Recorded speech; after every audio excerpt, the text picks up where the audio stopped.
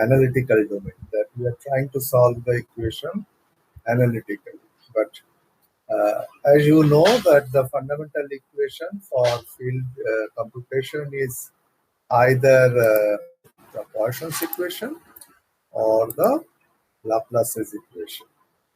Now, both the equations are second order partial differential equation, and there are of course techniques to solve second order partial differential equations.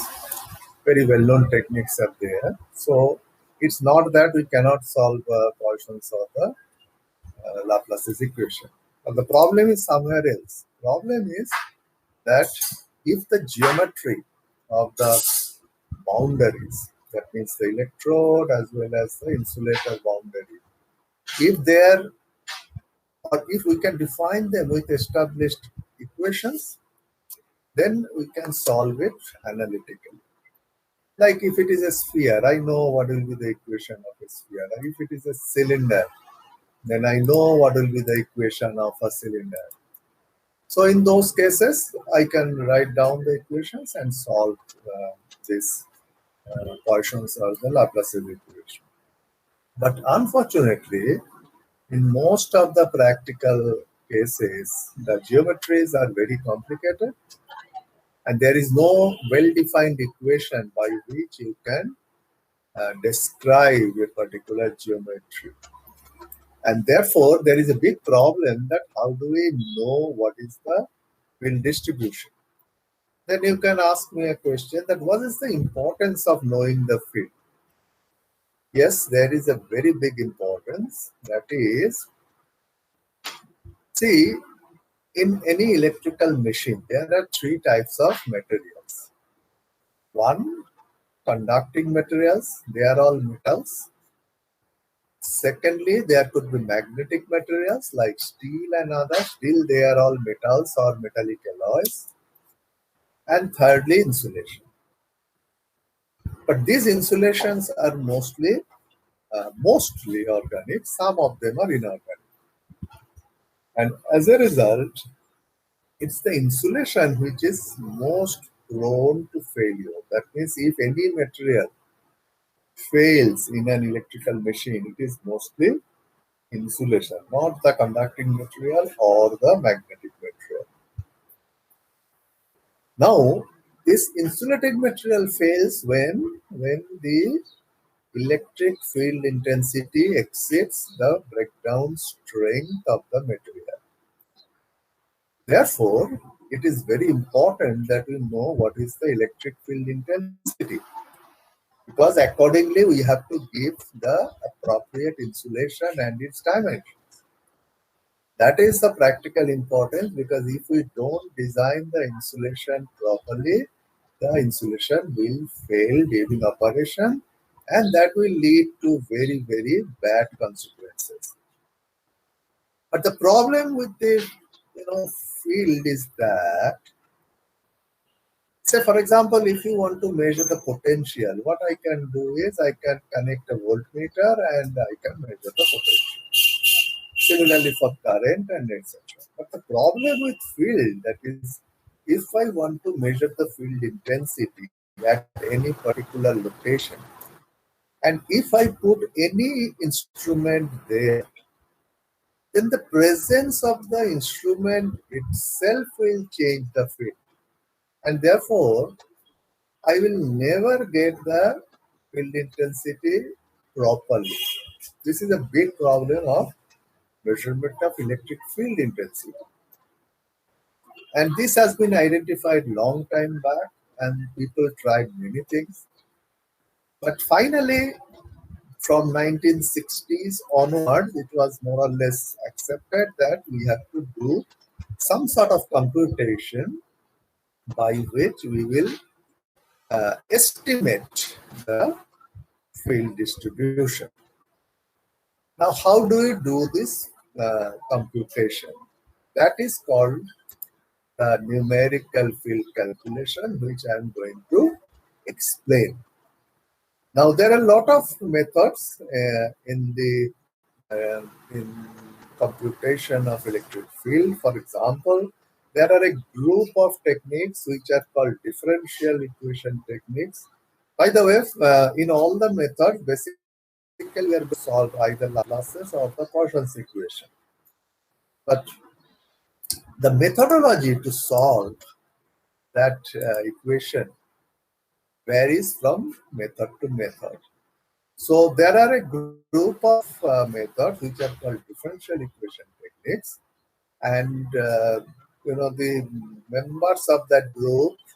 The first one was developed is finite difference method. It was developed in 1960s, and you have to understand that in 1960s computers were not there, but still mathematicians were well ahead of their time, and they actually developed this technique in 1960s. Later on, people have developed further, and then we have the finite element method, which is currently one of the most powerful and popular method of field computation, which is short. In short, we call it FEM, finite element method, and there are very powerful softwares now available. But those is beyond our discussion. There are integral equation techniques, which is just diametrically opposite to differential equation techniques. They solve the problem from the integral equation approach, and there are methods like chart simulation method, boundary element method, and currently boundary element method is becoming very, very popular and also is becoming a very powerful tool. But we will discuss only one, and that too very briefly. That is finite difference method. Now, before that, one thing we have to explain that, see, if I want to compute the field, I never want to know the field within the electrode or below the earth surface. So basically what we have to do at the beginning is we have to identify the region where we have to compute the field. This is called a region of interest. And then in that region of interest, theoretically there are infinite number of points, and we may need to know the results at every point, which is not possible. So what we do, instead of computing at infinite number of points, we discretize the whole region into certain nodes. Now, in your course, I will consider only two-dimensional system, and that too with equal nodal distance. That is shown here. That means the entire region, if I am considering a two-dimensional case, and we are subdividing in with the help of squares, so that the nodal distances are all equal, and then all the intersecting points are our nodes, and we are going to solve the Laplace's equation at these nodes only, not on any other point. So basically what we are going to do is, here in this figure, what we are seeing, our target node is node 0, that's at the middle, and this node 0, because of this square or rectangle type of discretization, is connected to 4 other nodes. And as a result, this potential of the node 0 will be related to all the connected node potentials, which is V1, V2, V3, and V4. Now, in order to develop this FDM equation, we call it FDM equation, we have to assume a relationship of potential variation. Now, this can be anything. You can assume a linear variation of potential, or you can have quadratic or anything. But it is found that if we assume linear potential variation, in 90% of the cases, we get very good results. Therefore, we will discuss in your class the only linear potential distribution. And so on the top of your screen, you can see the Laplace's equation in 2 dimensions. And what we are going to do is we are going to solve this equation. But before that, we have to write the Laplace's equation at the node 0, which is our target node. Now, how can we do that? And okay, let us show you this. Now, this I have already explained. Now, uh, coming back to the figure, if you take node 1 and node 0, I am saying the potential is varying linearly. So if I take the first order derivative of potential, that is del V del x, and if I take it at the midpoint of A, it will be very simple. It will be V1 minus V0 by H because it is varying linearly. So you can see here it is written V1 minus V0 by H, that is del V del x at A. Similarly, if I take node 0 and 3, which is also in the x direction. By the way, node 1, 0 and 3 are all along the x direction. So we are computing only del V del x, not del V del y, because that will be normal to this direction. So if you take node 0 and node 3, then again considering linear distribution, the del V del x at the point B, which is the middle point of 0 and 3, will be V0 minus V3 by H. Now look at it. When we are considering del V del x at A, we are writing V1 minus V0 by H. When we are writing del V del x at B, we are writing V0 minus V3 by H.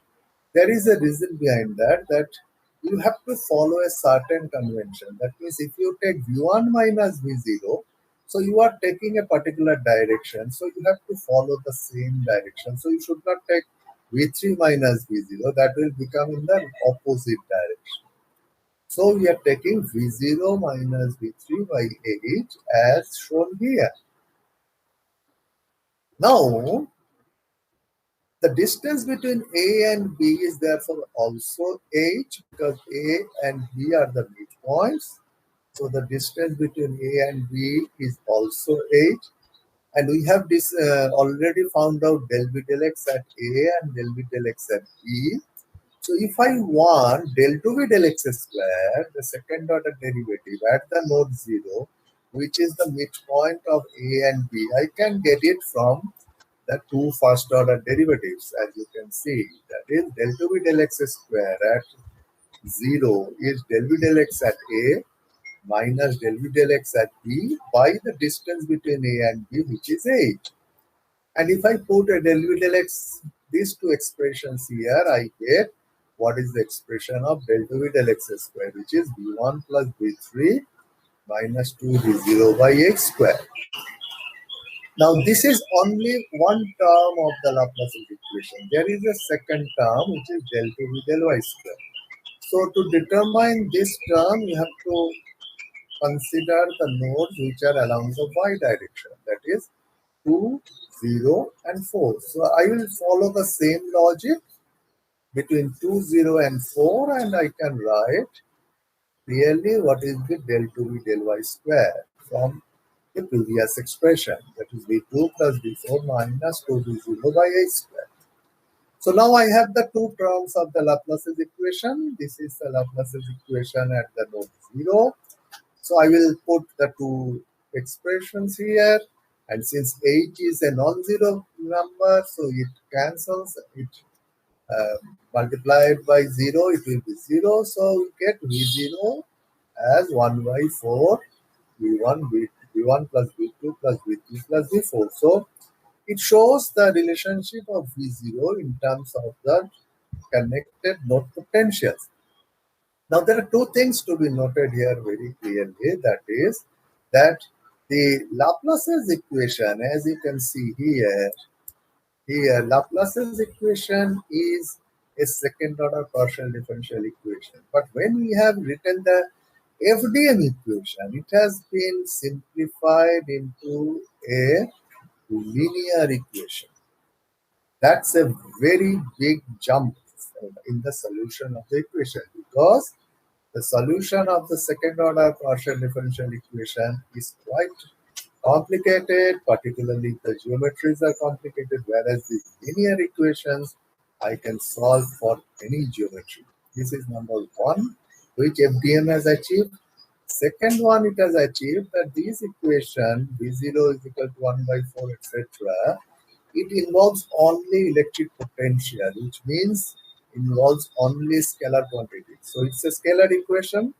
It's not. Does not involve any vector quantity, and therefore the solution is also very easy. So FDM has achieved two very significant things, that it has reduced the second order partial differential equation into a linear equation, and then it involves only scalar quantity, so it's a scalar equation.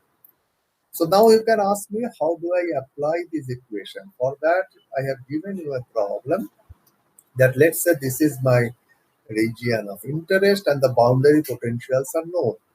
As you can see, actually the top one is taken as the electrode, which is 100%. 100 means 100% potential. The bottom one is arc, which is 0, 0, 0. And the side walls have certain potentials because this is for ease of computation. And now I have four node potentials which are unknown.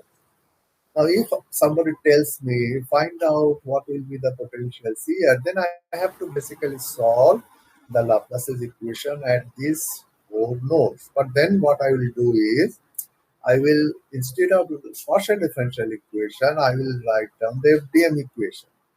For example, I will take V1, I mean node 1, because please remember that our target node is node 0, and 1, 2, 3, 4 is in the anti-clockwise direction. This has to be clearly understood. So now, when I write the equation for node 1, the node 1 is actually the node 0. The node 1 of the equation here at the top is actually node 3 here. Node 2 of the equation is also node 2. Node 3 of the equation V3 is 40. Node 4 of the equation V4 is 0. That is for V1. So here it is V1 written.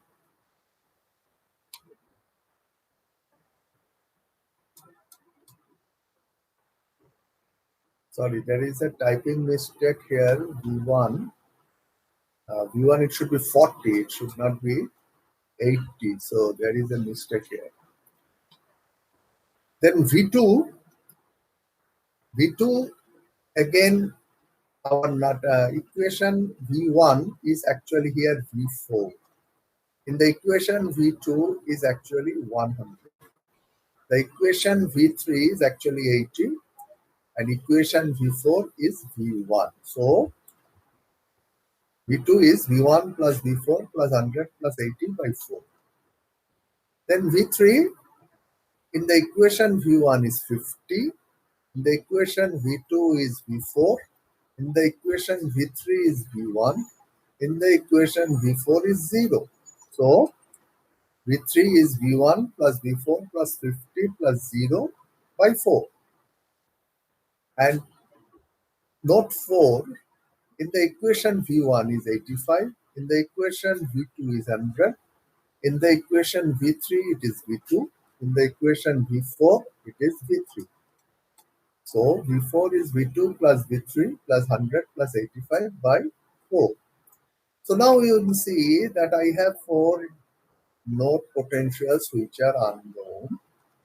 And look at that, I have four equations which are linear equations. So I can say that this is a set of simultaneous linear equations having four variables. What are these four variables? We have V1, V2, V3, and V4. So it is quite possible to solve. Any standard method you can apply and you will get the results of V1, V2, V3, V4. And therefore the problem is solved. That's how we solve it. See the beauty of the method, that how the Laplace's equation has been solved so simply. This was the brilliantly developed method. Of course, later on further developments have been made. So instead of 4 nodes, there could be 100 nodes, 1000 nodes, doesn't matter, because everything is done by coding, and in a computer code, it is quite easy to solve uh, those sort of thousand or in fact lakhs of equations can be solved very easily. So this is called numerical field computation, and one particular example is shown to you. So now, as you see here, that in this particular course, we have shown you, or we have discussed several methods. We have discussed image method, we have discussed numerical methods, or we have plain and simple analytical solution. So now, if any problem, if we solve it by multiple methods, then there is a possibility that you will see that the results are not exactly same. So the big question comes that which one is correct? For that, there is a theorem in field theory. It is called, I will present the file. Now it will come on your screen. It is called uniqueness theorem. Uniqueness theorem. What it states? It states that any method of solving Poisson's or Laplace's equation subject to given boundary conditions has been found. The problem has been solved once and for all. That means if you solve the Poisson's or Laplace's equation for a given problem subject to given boundary condition, this is an important point, then the problem has been solved once and for all. No other method can ever give a different solution. That's called a unique solution. That means Poisson's or Laplace's equation for a given problem subject to given boundary conditions has unique solution. Now there is a proof also. Consider a volume V bounded by a surface S, and also consider there is a charge density of rho V throughout the volume, and the value of the scalar electric potential on the surface of S is phi S. That is the surface potential. Now we are starting the discussion that we are assuming that there are two solutions of Poisson's equation, phi 1 and phi 2. So then I can write two equations as here shown. These are the Poisson's equations. Since I am assuming that there are two solutions, both will satisfy Poisson's equation. So I can write from these two equation 13.4. This one, equation 13.4. But as per the statement of the uniqueness theorem, each solution must also satisfy the boundary condition. And what is the boundary condition? That any point, you all know that it can have only one potential, because it is defined as the work done for a unit positive charge from infinity to that point, and that is a unique because work done is independent of path, so it will be unique. So let us say that the value of phi 1 on the boundary is phi 1s, and the value of phi 2 on the boundary is phi 2s. But as per the boundary condition, they must be same as phi s. So we can say that phi 1s is equal to phi 2s is equal to phi s, or in other words, phi 1s minus phi 2s is 0. At this point of time, we are incorporating a vector identity.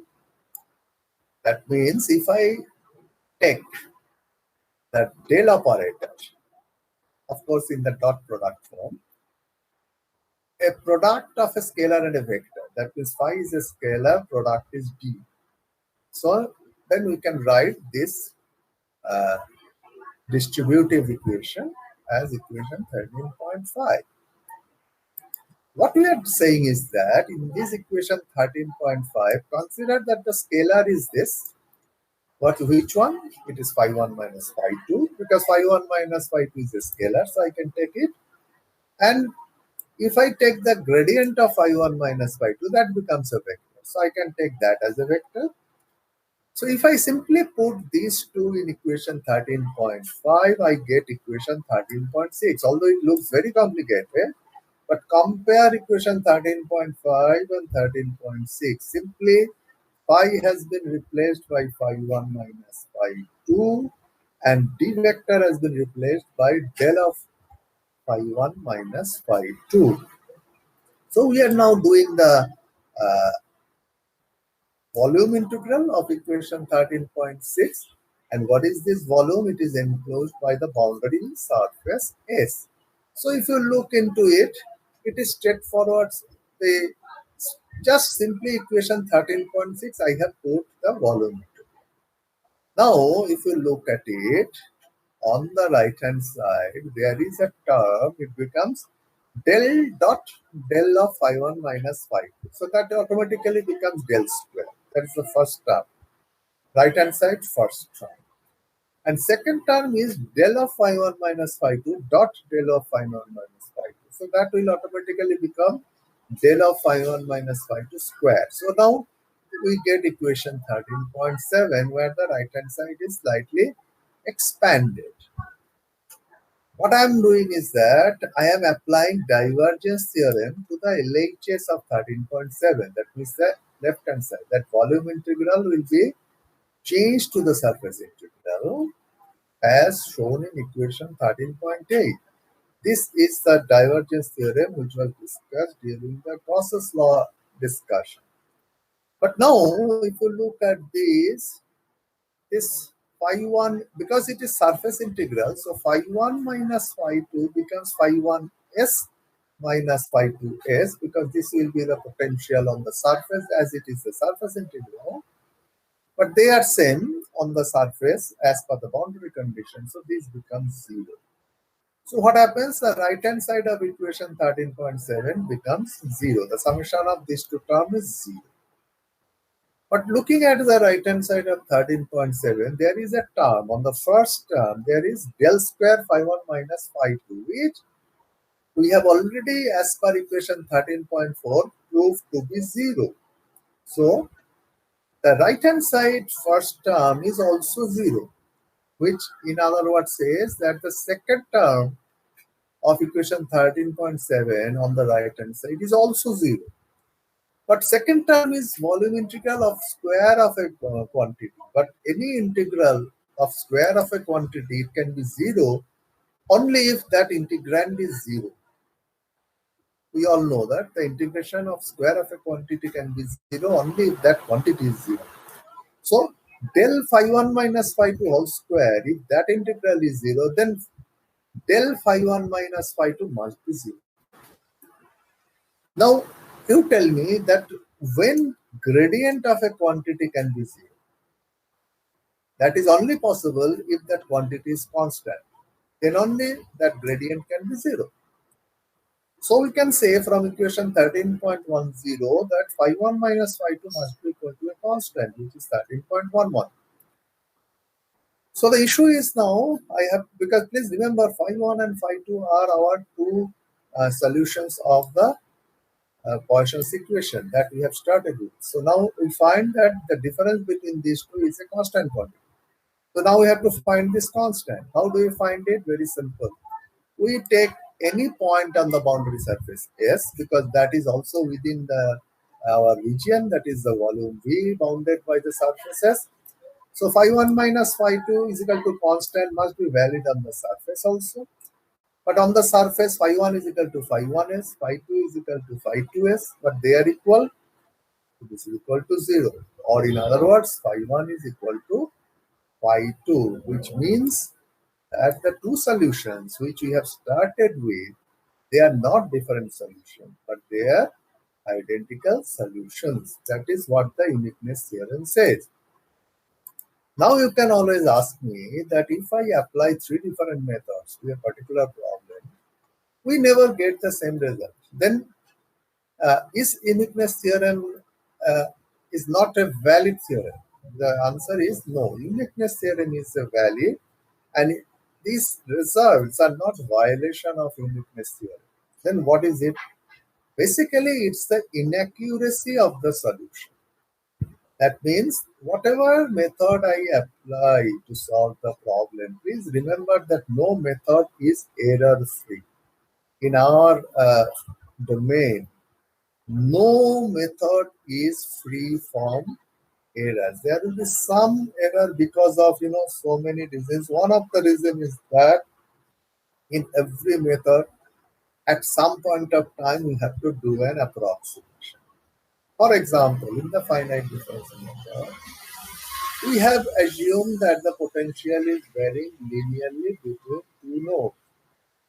Now, who has told me that it is varying linearly? Answer is nobody. It is my assumption. In practice, it may not be linear, and therefore I am violating the practical case, so there will be some error. So, in this way, every method makes some sort of approximation, some sort of extrapolation, interpolation, something, and therefore some error creeps in. So therefore, if I apply 3, 4 different methods and if I get different results, it's not a violation of uniqueness theorem.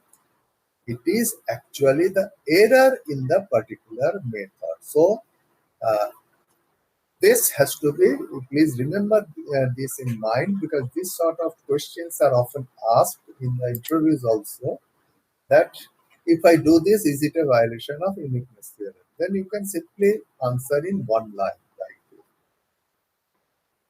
Okay, students. So I am stopped sharing this one, and uh, let me tell you that with this actually now whatever I was teaching you in this part of your course is actually now completed, and today I will send you this last part of the notes also, and appropriate at an appropriate time I will send you the assignment which you will have to send me back. So with this, I wish you all the best, and take care, as the situation is gradually again becoming grave. But take care and be healthy, stay healthy. All the best, students.